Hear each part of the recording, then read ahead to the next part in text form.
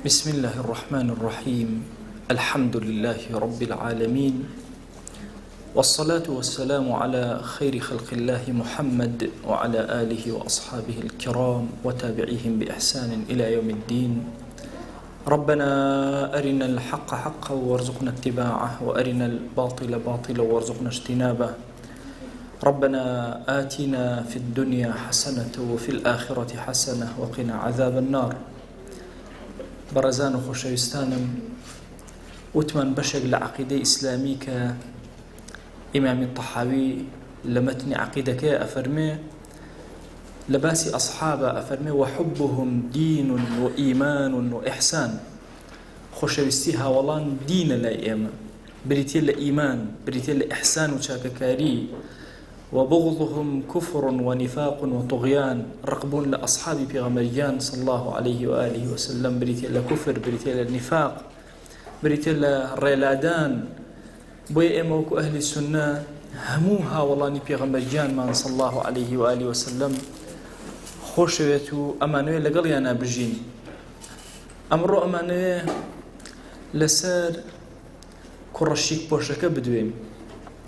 ئەولا وەشێک پۆشە جوانەی ناو مەکە کە بوو دەنگ و باسی ناو مەکە و دەوروبەری هەموو خەڵکی بە ئاواتەوە بوون بۆ جارێک بە خزمەتی بگەن و بیبینن. مصعبی کوڕی عومەیر ئەو هاوڵە بەڕێز و عەزیزەیە کە جلوبەرگ و پۆشاکی دەنگی دابوویەوە، واتە جوان ڕێخستن و تەرتیبی لاشەی و جوان لەبەرکردنی مصعب دەنگی دابوویەوە. مصعبی کوڕی عومەیر بۆنی خۆشی دەنگی دابوو. مصعبی کوڕی عومەیر دەوڵەمەندیەکەی، خۆشبژێویەکەی، جەماڵ و جوانیەکەی دەنگی دابوویەوە. پێڵاوەکانی دەنگی دابووە، قژە ناسک و جوانەکانی لەناو لاوانە دەنگی دابووە. بۆیە ئەفەرمون ئەو گەنجە جوانەی ناو مەکە کە جلەکانی لە یەمەنەوە بەتایبە بۆ ئەهات، عەترەکەشی لە شامەوە بەتایبە بۆ ئەهات، پێڵاوەکانیشی حەضڕەمی بوون، واتە لە حەضڕەمەوتەوە پێڵاوی مەلیکەکانی حەضڕەمەوت بوون بۆی ئەهات.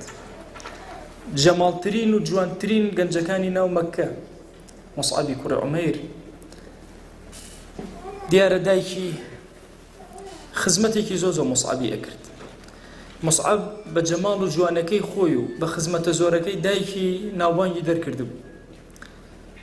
مؤرخین بۆمانە گەڕنەوە ئەفەرمون هیچ گەنجێک نەبووە ئەنعەمتر بێ، بەنەعیمتر بێ، جوانتر بێ لە نیعمەتەکانە بە ئەندازی مصعبی کوڕی عومەیر. مصعبی کوڕی عومەیر طبعاً دایکی ناوی خەناسی کچی مالیکە، یەکێک بۆ لەو ئافرەتانەی کە زۆر صفاتی قیادی بە قووەتی تیا بووە. بە زمانی ئەمڕۆ بێڵێم ژنێکی هار بوو، هار دایکی. باوکی بنەماڵەی باوکی ئەو کەسانە بوون کە حیجابی مەکە کەعبە ئەوان ئەیان پۆشی، و لە هەموو جەنگێکی قوڕەیشە ئەوان لیوای قوڕەیشیان هەڵئەگرت، مەشهور بوون. بۆیە لە ناو عەرەبە مەشهور بوو ئەیان و فەلا يحمل اللواء إلا عبد الدار، إلا جەماعەتی عەبداریەکان کە یا عەبدەریەکان کە بریتی بوون لە بنەماڵەی عەبدودار کە ئەکاتە بنەماڵەی مصعبی کوڕی عومەیر، تەنها ئەوانە ئاڵای جەنگیان هەڵئەگرت. بۆیە لە هەردوو سەرەوە لە هەردوو بنەماڵەوە کەسێکی پێکەوتووە لە ماڵێکی زۆر دەوڵەمەند و زۆر بە نازەوە بەخێو کرا. خۆ ئەگەر پەنجەیەکی گەرم بۆیە دایکی شێتە بوو. مصعبی کوڕی عومەیر ئەم گەنجە جوانە زۆر کات کە بەڕێیەکە ئەڕۆژ لە ناو مەکە کچان لەسەر ڕێەکەی دانیشتن بەس بۆ ئەوی چاوێکیان پێک لە جەماڵ و جوانی مصعبە. ئەفەرمێ بە هەر شوێنێکە کە ئەڕۆژ بۆنی عەترەکەی دوای خۆی خەڵکی هەسیان ئەکرد کە مصعب لێرەوە ڕۆشتووە بۆنی دێ. لە هەندێک ڕوایەتە ئەفەرمێ کە دایکی جلەکانی مصعبی ئەشۆری ئاوی جلەکانی کچان ئەیان برد، ئەیان کرد بە جلەکانی خۆیانە بۆی بۆنی خۆش بگرێت. جەماڵ و جوانی مصعب تەسەوور ناکرێت. تەنها یەک شتان پێ بڵێم لە جەماڵی مصعبە، یوسف پێغەمبەر عەلەیهی سەڵات وسەلام بێنە پێش چاوی خۆتان چەند جوان بووە. نیوەی جوانی دنیا هی مصعبە. پێغەمبەریان صلی الله عليه و آله وسلم لە ڕوایەتێکە باسە کرێ کە لە یوسف پێغەمبەر زۆر جوانتر بوو. ئەفەرمێ هیچ کەسێک نەبوو لە هاوڵان بە ئەندازی مصعب جوان بێ. وبأندازي مصعب لبيغمبري خواب صلى الله عليه وآله وسلم. سري أم جمال الجواني مصعب كان أبو بكر الصديق رضا ورحمة خوالي به بي أوتري راوكري بيا وقورة كان راوچێکی زۆر ئازا دوای ئەوەی ئیمانی هێنا ئەم پیاوە پیرە 38 ساڵەیە طبعاً کە ئەڵێن پیری 38 ساڵە تەسەوڕکەن ئەمانەی کە دین هەڵەگرن و حامیلی ئەم دینن کێن 16 ساڵ 17 ساڵ 18 ساڵ هەمووی بە گوڕوتینەوە هات لەناو مەککە 10 کەسی هەڵبژار 10 کەس ئیمامی ئەوبەکر کە دەعوە بانگەوازیان کرد عوثمانی کوڕی عەفان زوبەیری کوڕی عەوام عەبدوڕەحمانی کوڕی عەوف سەعدی کوڕی ئەبی وەقاص ئەخیر دانەی دەیەکە گەڕا گەنجە جوانەکەی دۆزیەوەتی ئەم مصعبی کوڕە عومێر باسی ئیسلامی بۆ کرد مصعب دەموچاوی گۆڕا دڵی زۆر خۆش بوو ئەو هیوا زۆرانەی کە لە مێشکیا بوون ئەنوا هیوای سیر کام عەتر زۆر جوانە ئەوە بدەم لە خۆم عەتری فڵانە مەلیکم بۆ بێنن جلی فڵانە پاشام بۆ بێن پێڵاوی فڵانە پاشایترم بۆ بێنن ئەمە لە زیهنی لاسو زانی خۆشی هەیە خۆشیەک لە فەوقی لە سەروی خۆشیە مادیەکانەوە ئەفەرمێ بۆیە مصعب هەر لەوێ ئیمانی هێنا و ئیشارەتیان لێ کرد کە بچۆ بڕۆ ماڕی بەدزی بڕۆ بۆ ماڵی ئەرقەمی کوڕی ئەبی الئەرقەم طبعاً وا تەسەوڕ مەکەن ئیسلام شتێکی هەیە بێ تەنظیم و نظام هەموو شتێک بڕە بۆ بە نظامێکی زۆر بەهێز دوو ئەمیان مراقبەی ئەکرد هەتاوەکو ئەم موسڵمانە کەس لەناو شارێکی بچووکە شوێنێکی بچووکی وەکو مەککە کەس پێت نەزانێت لە شوێنێکە کۆبیتەوە کۆبوونەوەی گەورە بکرێت لە خزمەت پێغەمبەرگیانە صلی الله عليه وآله وسلم ئەفەرمێت چووە خزمەت پێغەمبەرگیان صلی الله عليه وآله وسلم زۆر دڵخۆش بوو خۆشەویستمان کە بینی کوڕە جوانەکە هاتووە ئیمان بێن بەهۆشی پیا کرد پێغەمبەرگیان صلی الله عليه وآله وسلم دەستی خستە سەر سنگی دوعای بۆ کرد ئەفەرمێ هەسمان کرد پێغەمبەری خوا صلی الله عليه وسلم زۆر دڵخۆشە بەم ئیمانەی کە مصعب هێناوێتی ئەفەرمێ دوعایەکی زۆری بۆ کرد پێغەمبەرگیان صلی الله عليه وآله وسلم ئەویش بەیعەتی دا و بەدزیەوەی تر نوێژی ئەکرد طبعاً ئەبێ نوێژ بەدزیەوە بکە ئەبێ ئاگای لێ بە کەس ئاگای لەم نەبێ بەڵام کێشەیەکی هەیە مصعب کە ئەچێتە ناو نوێژەوە خۆی ئاگای لە خۆی نامێنێ ئەگەر هەموو دنیا بێن سەیریکەن و ئاگای لێ نیە چونکە لە حوزوری خۆیە وەستاوە بۆیە زۆر کە دوورە کەوتەوە لە خەڵک لەناو شیوەڵەکانی مەککە لە سووچێکە دەستی کرد بە نوێژ و تاعەت و دینداری ئەفەرمێ یەکێک لە جارەکان نوێژی دابەستە بوو دڵێکی زۆر ئارام نوێژی ئەکرد نوێژەکەی درێژی کردەوە درێژی حەزینە ئەکرد لە حوزوری خوا ببڕێ لەو کاتە یەکێک لە مشرکین لەوە تێپەڕی عوسمانی کوڕی ئەبی تەڵحە لە دوورەوە بینی کە بینی عوسمان کوڕە جوانەکەی خەریکی ئەوەیە ڕای کرد بە پەلە بۆ لای خەناسی دایکی هاواری لێ کرد کوڕەکەت موسڵمان بووە چوو بۆ لای خزمەکانی کوڕەکەتان سەرگەردان و فریایکەون با کوڕە جوانەکەمان لە دەست دەرنەچی دایکی هەر شێد بوو پێم وتن ژنەهارەکە تەسەوڕ کە نەی ئەزانی چی بکە چۆن مصعب بگرێتەوە مصعب هاتەوە سەیری کرد وەزع قەوماوە زۆر خراپ هەمویان نەرکەوناڵی تووڕێی و ئاگری تووڕێی لە نێوچەوانیاندا ئەبارێ هەرزوو لە ڕێوە گرتیان دایکی حەبسی کرد با دووری خەمەوە لەمانە نەفەوتێ کوڕەکەم زۆر حریص بوو لەسەر کوڕەکە نەئویست لە جەنگێکە بەشداریکە نەئویست موشکیلەیەکی توش بێ هێنای حەبسی کرد کوڕم بگەڕێرەوە خەریکی چیت کوڕە من دایکی تۆم دایکە تۆ ئیمان بێنە بەخوا دایکە ئەگەر ئیمان بێنی هەست بە خۆشیێک ئەەکەی هەموو خۆشەکانی دنیا لەبیرەکەی وەرە باوەڕ بێنە ئەی دایکی زیاتر عقوبەی بدەن نانی لێ بگرنەوە دڵی ئەقرچێتەوە دایکەکە کە کوڕە نازارەکەی نانی لێ ئەگرێتەوە بەڵام چاری ناچارە ئەوە بیگێڕێت ئەمیش بە سۆزەوە سەیریەکە دایکیان بگەڕێتەوە وەرەوە تەسلیم بەرەوە بەخوا شایەتمان بێنە ئەی دایکە جار بەجار ئەم حەریستر ئەبێ وردە نانیان لێگرتەوە پەشیمان نەبوو تیان جلەکانە لێ ئەسەنینەوە ئەو جلە جوانانێ بۆ ماکڕی پەشیمان نابمەوە عەترەکانی لێ بگرنەوە پەشیمان نابینەوە قژە جوانە نازارەکەی کە هەموو گەنجی مەککەوەکو ئەو قژیان داهێنا ئێستا دژوار بووە نای هەموو قژەکانیشی دابێنێ هەموو شتەکانیان لێ سندەوە ڕوت و ڕەجاڵیان کردەوە بەڵام ئەو لەسەر ئیمان و دینداری خۆی ثابت وەکو کێوێک. پێغەمبەریان صلی الله عليه و سلم کە سەیری هاوڵانی ئەکرد بۆ کەیفێتە زۆر غەمی پێ ئەخوارد. هەمویان لە ناو عەزیەتی و ناڕەحەتی و ماندووبوونێکی زۆر گەورە ئەمری فەرموو کە هیجرەتکەن بۆ حەبەشە هیجرەتی یەکەم. و ڕێگەشی دانا کە چۆن مصعب ڕزگاری بێ. تەسەوور مەکەن لە ڕێواتەکانە هاتووە ئەفەرمێ مصعب هیجرەتی کرد بۆ حەبەش. چۆن هیجرەتی کرد؟ لە حەبسا بوو. لە ڕێواتێکە ئەفەرمێ پێغەمبەری خوا صلی الله عليه و سلم کەسێکی ڕاستبەر لە حەبسەکە ڕزگاری کرد. بە ماڵێکی وت دەریاکەتان ئەم شەو دانەخەن چونکە مصعب ڕائەکا پێمان وتە خۆی بکە ماڵی ئێوە. سەری و تەنزیم و تەرتیبەکە لە ئیسلام هەموو شتێکی منەظەمە. فعلا مصعب لە نیوەشەوە ڕای کرد و خۆی کرد بەو ماڵە و بەیانی بە پەلە ڕاکە لە ئەوائیلی ئەوانە بوو کەوا هیجرەتی کرد بۆ حەبەشە هەر ڕزگاری بێ. چوونە حەبەشە دیعایە بڵاو بوو ئەهلی مەکە هەمووی ئیمانی هێناوە.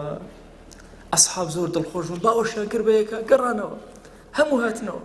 کە هاتنەوە ناو عەزاب. ئەم جارە مصعب نەچۆ لای دایک بەخوا دایکە نایەمەوە بەخوا ئەم جارە ناهێڵم حەبسم بکەی بەخوا ئەزانی من چەند تیرەندازم هەر یەکێ لە خزمەکانم بێ ئیلا ئەیکوژن نابێ حەبس کرێ دەبڕۆ حەبس ناکرێ بڕۆ چی ئەخۆی بیخۆ. پێغەمبەری خوا صلی الله عليه و آله وسلم هات سعدی کوڕی ئەبی وەقاص کاتە خاڵی پێغەمبەری خوا صلی الله عليه و آله وسلم تی لەگەڵ سعدا ئەتان کەمە برای یەکتر هەرچیتان هەبوو پێکەوە بیخۆ. سعد ئەفەرمێ هیچم نەبوو بیدەمەجلەکانی شەڕ بوون پارچە پێستەیەکم دایە چۆن مار پێستەکە بەسەریەوە ئەڕوا ئاوە پێستە بەسەر پێستەکەی ترەوە ئەڕۆشت پارچە فەرمێ ئەوەی لەبەر کرد جلێکی زۆر شڕۆڵ حصار خرایە سەر ئەصحابی ڕەسوڵ الله صلی الله عليه و آله وسلم زۆر بە ناڕەحەتی ئەمیش لەگەڵیانە نانەڕەقەیان دەست ناکەوێ. ئیمامی عومەر بۆمانە گێڕێتەوە ئەڵێ لە کاتی کە لە ناڕەحەتیا بوون ئەفەرمێ ئەمەن دەمان برسی بوو نەمان نەزانی چی بکەین. ئەفەرمێ ڕۆژێ ویستم بچم بۆ سەر ئەو تاریک و لێڵە بوو دەسم لا لە شتێکەوە شتێکی پان ڕق بوو ئەڵێ کە هەڵم گرت سێرەکەم پێستەیەکی کۆنی ڕقە ئەڵێ هێنام خستمە ناو ئاوە نەرم بوو پارچەمان کرد تەوزێمان کرد بەسەر هاوڵانە ئەومان خوارد. مصعب یەکێک بوو لەوانەیە ئەوەی خوارد لەو هەموو جوانی خواردن و تەرتیبات و سفرە ڕازانە وازی هێنا دوور کەوتم. ئەوە تا ئەهلی مەدینە دەنکە ئیتر دەنگی ئیسلامیان بیستووە. پێغەمبەریان صلی الله عليه و سلم کاتی حەجە بۆ سەر هەموو قافڵەیەک ئەڕوا 12 کەس لە ناو ئەنسار ئیمانیان هێنا و بەیعەتیاندا بە پێغەمبەری خوا صلی الله عليه و آله وسلم. سەیری ناو هاوڵانی کرد کێ بنێرم بیکەمە یەکەم سەفیری خۆم نوێنەری پێغەمبەری خوا بێ صلی الله عليه و آله وسلم لە ناو هەموویانە مصعبی هەڵبژار ئەی مصعب بڕۆ. مصعب بۆ یەکەمین نوێنەری پێغەمبەری خوا صلی الله عليه و آله وسلم لە دەرەوەی مەکە چۆن ناو مەدینە ڕزگاری بوو لە ئازار بەجڵە شەڕەکانیەوە لەگەڵ ئەسعەدی کوڕی زرارەیە دەستیان کرد بە دەعوە و بانگەواز شوێن بە شوێن ئەگەڕان ماڵ بە ماڵ ئەگەڕان باخچە بە باخچە ئەگەڕان هەموو خەڵکی کە سەیری ئەخلاقی ئەم کەسە جوانیان ئەکرد کە شکڵ و شێوەکو پێغەمبەریان صلی الله عليه و آله وسلم ئەخلاق و ڕەوشت وەکو ئەو جەماڵ و جوانی وەکو ئەو لەفظ و شیرینی قسە وەکو ئەو سەرنجی هەمویانە ڕاکێشا بوو. ئەوە بوو داوایەکی زۆر گەورەی کرد بانگەوازێکی زۆر گەورە. ئوسەیدی کوڕی خودەیر یەکێک لە جارەکان هات سعدی کوڕی ئەبی وەقاص ناردی سعدی کوڕی معاذ طبعا ئەوانە تیرەی بەنی عەبدولئەشهەلن لە ناو مەدینەیە زۆر بەهێزن پێوەدەی ئوسەید بڕۆ بزانە ئەم گەنجە چی ئەوێ خەریکە مێشکی مناڵەکانمان تێکەدا ئەوش حربەیەکی درێژی هەڵگرت و ڕۆشت سێری کرد لەگەڵ ئەسعەدی کوڕی زەرارەیە پێکەوە لە باخچەکەی ئەوە دانیشتون باخی خۆیەتی وتی چی ئەکەن لێرە مێشکی مناڵی ئێمە تێکەدەن بۆچی هاتوونەتە ئێرە زۆر بە نەرمی چاوەکانی بەرز کردەوە تی بۆچی دانانیشی گوێم لێ بگرە قسەکانی من پێ پەسەند و باشە پێت پەسەند نەبوو ئەڕۆم ئێرە بەجێ هەڵم ڕەمەکەی خۆی داکوتا و وتی ئینسافە کرد دانیشت بۆی گوێ بگرێ بە دەنگە نازدارەکەی دەستی کرد بە خوێندنەوەی قورئان بەسەریە باسکردنی عەزەمەتی ئیسلام و ئەم دینە ئەسعەدی کوڕی زرارە ئەفەرمێ ئاواسەیری دەموچاویم ئەکرد وەڵڵاهی پێش ئەوەی قسە بکە زانی موسڵمان دەموچاوی گۆڕا دەموچاوی یەتەلەئلە و ئەوە گەشە بۆ جار بەجار کە ئاەتەکانی بەسەر ئەخوێندەوە و سید ئیمانی هێنا خۆی شۆرد جلەکانی شۆرد شایەتومانی هێناوتی چۆن داخڵە بەم دینە پیانوت بەو کەیفێتە تی پیاوەکەی ئێستا ئەیلێرم بۆ لاتان ئەی موسڵم ئەگەر ئەو پیاوە ئیمان بێنێ بەنی عەبدولئەشەل هەموو ئیمانە هێنە گەڕایەوە سعد لە دوورەوە سعدی کوڕی معاذ دانیشتە بوو وتی واللهی ئوسەید ئەم دەموچاوی کە پێی ڕۆژ دەموچاوێترە هاتەوە پیاوێکی زۆر عاقڵ بوو کە هاتەوە وتی چی بوو وتی هەموو شتەکانم پێگەیاندن بەڵام قسەیەکیان کردوتیان با گەورەکەتان بێ گوێمان لێ بگرن ئەگەر پێی باش و باشە و پێی باش نەبوو ئەڕۆین وتی زۆر باش ئینسافە ئەو ئەڕۆم با گوێیان لێ بگرن خۆی هەڵسایەوە ڕمەکەی هەڵگرت و ڕۆشت بە عینی شێواز لە عینی شوێنە دانیشتون ڕۆژ پێوتن و مصعبیش هەمان قسەی لەگەڵا کرد و ڕمی داکوتا و دانیشت عینەن ئەویش ئیمانی هێنا کە ئیمانی هێنا ئەسعەدی کوڕی زرارە ئەفەرمێ زانیم کە ئیتر بەنی عەبدولئەشهەل کەس ناتوانێت لە سەعەد دواکەوێ سعد گەڕایەوە هەموو خەڵکی کۆ کردەوە وتی من چۆن پیاوەکەم لەناو ئێوە وتیان باشترین کەسی بووە باشترین گەورەی ئێمەی فەرمووی دەی گوێ بگرن واللهی قسەی سعد لەسەر پیاوژنی ئێوە حراماتەوەکو ئیمان نهێن ئەفەرمێ ئەو ئێوەرەیە ماڵێک نەما لە بەنی عەبدولئەشهەل هەر هەمویان ئیمانیان نەهێنا هەمویان ئیمانیان هێنا نەسرەتێکی زۆر گەورە دواتر 73 کەس و 2 ئافرەت بۆ ساڵی ئایندا لە ماوەی ساڵێک بیرکەنەوە ئەبێت چەند ماندوو بوو بێ مصعبی کوڕی عومەیر ئەگەر ئێمە یەک مصعبمان هەبێ لە ئەوروپا تەسەوڕکەن ئەوروپا چی لێک یەک مصعب ئەگەر ئێمە بۆ هەموو شوێنێ لاوێکی مصعبیمان هەبێ ئەبێت چ گۆڕانکاریەک دروستکە لە ماوەی یەک ساڵە ئەفەرمێ ماڵێک نەما لەناو مەدینە إلا وشي إيمان شونا يكسر يا دوان يا همو مالك بيك ومسلمان بوب تنانت مالي عبد الله كري سلول عبد الله كري أبي كركي إيش مسلمان تنانت جوري منافقة كان لنا مالي أيش إيمان دا كتر أو حفتا وسيبيا ودو أفراد هاتن بيعتي مردنيا دابا بيغمبريان صلى الله عليه وآله وسلم مصعب ماندووە أصحاب هجرەتەکەن جێگەیان بۆ دیاری ئەکا ئەزانن یەکەمین کەس جومعەی کرد کێ بوو مصعبی کوڕی عومەیر ئەوس و خەزرەجی هەموو لە ماڵی ئەسعەدی کوڕی زرارە کۆ کردەوە خوتبەشی بۆ دان و جومعەشی بۆ کردن بەلەما ئەفەرمون ئەم خوتبە جومعەیە خۆ واجب نەبوو بەڵام شێوازەکەی وەکو شێوازی جومعەوە بوو دواتر کە پێغەمبەری خوا صلی الله عليه و سلم تەشریف مبارەکی چوو جومعەی بەڕەسمی دانا پێغەمبەری خوا صلی الله عليه و سلم هجرەتی کرد تەشریفی چووە هەموو گەورە و بچووک هەمووی تەمەنایان کرد بیبینن بۆ تەمەنایان کرد نابلوسی قسەیەکی زۆر جوانی هەیە ئەڵێ بیرم ئەکردەوە باشە خەڵک بۆچی خۆیان لە ماڵەکانیانە نەگرت خۆیان زانی بەیانی نادوو بەیانی هەمویان پێغەمبەری خوا صلی الله عليه و سلم لە کۆڵانەکانی مەدینە ئەبینن ئەی بۆ هەمویان چوونە دەرەوە ئەفەرمێ ئەمەندە جوانیان لە مصعبە بینی بوو وەکو وایە کەسێک لە کانیاوێک ئاو بخواتەوە ئەبێ سەرچاوەکەی چۆن بێ هەمووی پەل ئەکوتێ بۆی بچێتە سەرچاوەکەی ئەفەرمێ هەر هەمویان ئامادە بوون تەمەنای ئەوەیانە کرد ئەم جەماڵی کە ڕەنگی داوەتەوە لە مصعبە ئەبێت جەماڵی چ ئەستێرەیەک بێ چ مانگێک بێ هەمویان بەرەو پیری مانگەکە چوون کەس خۆی پێ نەگیرە وتیان ئەمە شوێن کەوتەکەیەتی ئەمەندە بەم شێوازە نازداری و بەم شێوازە هێزە ئیمانیەوە قسەمان لەگەڵاک ئەم هەموو جەماڵ و کەماڵی هەیە ئەبێ صاحبی جەماڵ و کەماڵی گەورە چۆن بێ بۆیە کەس لە ماڵەکەی خۆی پێ نەگیرە هەموویان چونە دەرەوەی مەدینە بۆ ئیستیقبالی پێغەمبەریان صلی الله عليه و آله وسلم ڕۆژێکیان پێغەمبەریان صلی الله عليه و آله وسلم دانیشتە بوو مصعبی کوڕە عومەیر هات بە جلێکی زۆر شڕەوە پێغەمبەری خوا صلی الله عليه و آله وسلم لەناو هاوڵانە چاوی بەرز کردەوە چاوی بەر مصعب کەوت هاوڵان چاویان داخست بۆیە مصعب تەریق نەبێتەوە پێغەمبەری خوا صلی الله عليه و سلم دەستی کرد بە گریان فەرمووی وەڵڵاهی گەنجێکم نەبینیوە لەم گەنجە لە ناو نەعیما بێ زیاتر کەسم نەبینیوە لە ناو لەم عەتری بۆن خۆشتری دابێ لە خۆی سیرکەن ئێستا لە بەرخاتی خوا و ئیسلام بزانن بە چ شێوازێک دێت لە غەزوەی بەدرە بەشداری کرد لە غەزوەی ئوحودا پێغەمبەریان صلی الله عليه و سلم ئەیزانی تیرەی ئەم ئاڵا هەڵگری قوڕیشن ئاڵای ئیسلامیدا بە دەستکیەوە مەسعەب ئەم گەنجە جوانە بەجلێکی شڕەوە ئاڵای ئیسلامی هەڵگرتووە بەڵام زۆر لە پێغەمبەری خوا ئەچێ صلی الله عليه و سلم لە غەزوەی ئوحودیشە کافران ڕەسەتیان گرتبوو کە لە پێغەمبەری خوددا بدەن هەموویان ابن قەمعە بەس سێری ئەکرد لە کوێوە پێغەمبەری خوا ببینە صلی الله عليه و سلم کە لێ بدە بینی ئەوە پێغەمبەری خوایە صلی الله عليه و سلم ئاڵایەکی بەدەستەوە وای زانی ئەوە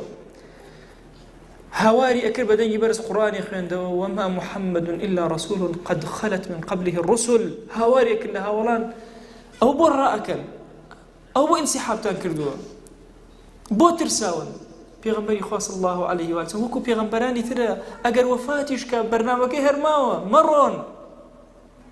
ئەلەم کاتە هات شمشێرێکیە لە دەستی ڕاستی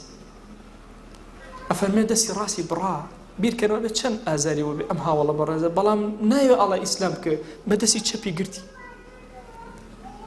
ئەفەرمێ هەر هاوارێ کرد وما محمد إلا رسول قد خلت من قبله الرسل ابن قەمعە چوو ویستی هاوار کە بڵێ محەممەدم کوشت کە گەڕایەوە سێری کرد هێشتا ماوە ئاڵاک گەڕایەوە شمشێرێکی تری لێدا لە دەستی چەپی ئەبێت چەند ئازاری هەبوو بێ ئەفەرمێت تون بەم دوو مەچەکەی تون ئاوە بۆ شێوازە ئاڵاکەی باوەش پێیا کرد ئەفەرمێ ڕۆشت و ابن قەمعە گەڕایەوە سێری کرد هێشتا ئاڵاکە وەستاوە اینجا ئەمجارە هات لێدایەوە شەهیدی کرد بۆیە دیعایەک بڵاو بۆ لەناو مشرکینە وتیان محەممەد کوژرا ئیتر وردەوردە ئینسیحابیان نەکرد وەکو وڵی ئیشەکەمان تەواو بوو جەنگەکە خەریب و کۆتا بێ ئەبوو سوفیان نەیەزانی ئەی بەس بزانم ئەو ماوە یان نەماوە هاوارێ کرد کورە محەممەد ماوە کەس قسەی جوابی پێغەمبەری خوا صلی الله عليه و سلم فەرمووی کەس جواب نەهاتوو ئەی ئەبوو بەکر ماوە ئەیزانی ئەو دووسەرە ئەی عومەر ماوە ئەم سیانە کەسیان جوابیان نەدایەوە لە ئەخیرا عومەری کوڕی خەتاب خۆی پێ نەگیرە وتی بەڵێ هەرسێکمان ماوین بەڵام تازەکەی ئەسحاب سەر کەوتبوون دوور کەوتبوونەوە چوبوونە سەر شاخەکە ئەوان توانیان بەسەریان نەما و گەڕانەوە وتی هیچمان نەکرد مادام ئەو سیان نەماوە جەنگەکە تەواو بوو پێغەمبەریان صلی الله عليه و سلم نزیکەی 70 سەحابەی شەهیدە یەک بەسەریانە ئەگەڕێ لە پڕچاوی ئەکەوێتە سەر کوڕە جوانەکە سەرەکە هەردوو دەسی بڕاو پێغەمبەری خوا صلی الله عليه و سلم یەتە سەرسەری ولا تحسبن الذين قتلوا في سبيل الله أمواتا وقمان نبن أوانيك شهيد بول لبناء خير رشتون أوانا مردون بل أحياء عند ربهم كل أوانا زندون لا إخوة للروايتك أفرمي الشهيد هزب مردناك سبحان الله شون هزب مردناك روحك لإنسان درأتي هزب مردناك سبحان الله أفرمي روحي شهداء يكسر أتيت النو طيرك ولا قفصك بعرشه وهلواسك بويا الروح جيان هرجيان لويش وهستك زوري لجيانك تسبيحات رب العالمين كالجل عرشها تروج قيامت بويا هندي المفسرين فرمانا أم آية لسر مصعبي كرة عمر هات أخوار لسر أصحابي أحد هات أخوار هات خباب ومن أجرته أفرمي السمان بيان نيجين قبر من هل كان مصعب جان من هنا رامان كيشا أو جليك لبريا أبو زور كردبو ئەگەر ئەماندا بە سەریا قاچی دەرەکەوت ئەماندا بە قاچیا سەری دەرەکەوت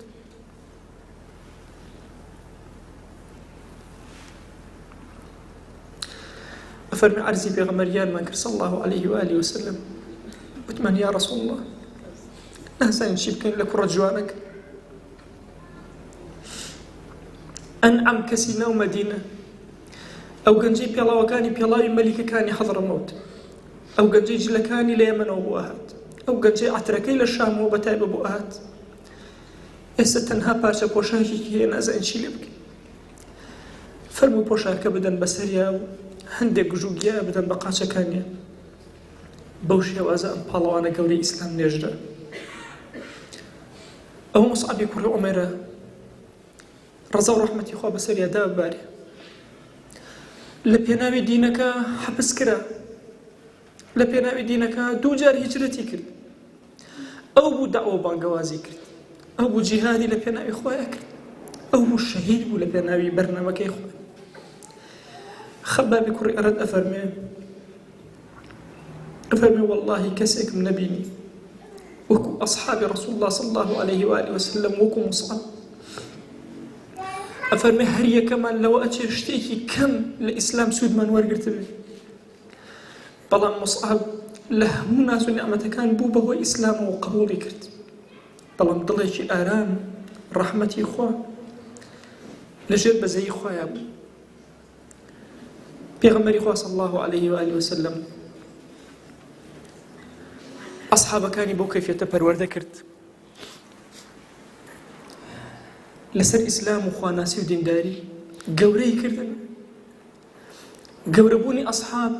لە عەهدی مەککیە ئەزیزانم زۆر لەمەی ئێمە ئێستا ئەچێ بەخوا کە ئەم داستانم ئەنووسیەوە بیرم لە گەنجەکانی خۆمان نەکردە بڕواکەن گەنجمان هەیە بە ئەندازی مصعبی کوڕ عومەیر لە خێر و خێراتە کام جلە زۆر جوانە لە بەریەکە قژەکانی چۆن بوێ ئاوادای ئێن کام پێڵاو زۆر جوانە کام عەتر زۆر باش بەڵام لە بەرامبەرا چیمان ئیقدام کردەوە بۆ ئیسلام چیمان کردو بۆ دینەکە ڕەب العالەمین چەندێک خزمەتی پەیامەکەی ئەومان کردو ئەبێ لە ڕۆژی قیامەتە کە مصعب زیندوو ئەبێتەوە و ئێمە زیندوو ئەبینەوە ئەبێ ئێمە چۆن شەرم بکەین لە بەرامبەر ئەم پیاوە گەورەیە ئەصحابی پێغەمبەریان صلی الله عليه وسلم هەر یەکەیان شارێکە مەدینەیەکە وڵاتێکە نیشتیمانێکە هەر کەسیان قوتابخانە و مەدرسەیەکی زۆر گەورەیە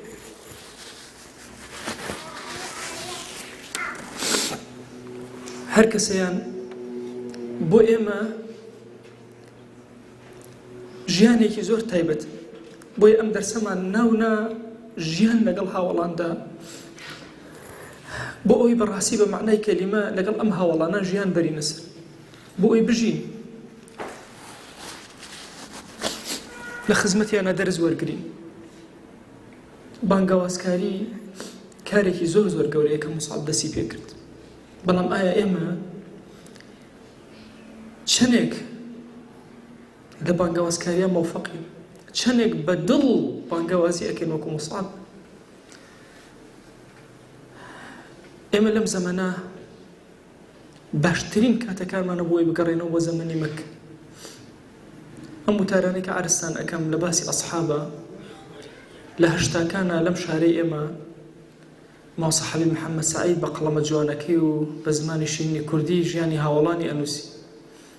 جیلێک لەسەر ئەم پەروەردە بوو ئەبێ ئێمە پەروەردە بینەوە لەسەر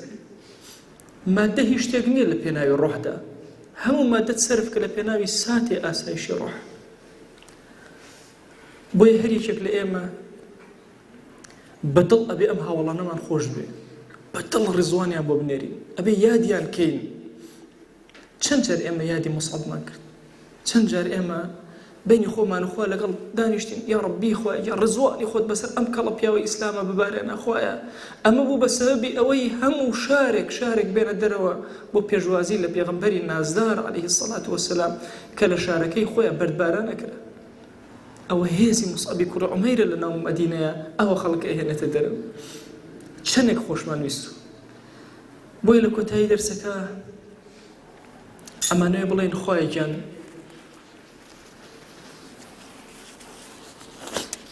پەروەردگارە بەخوا ئێمە بە ناخی دڵ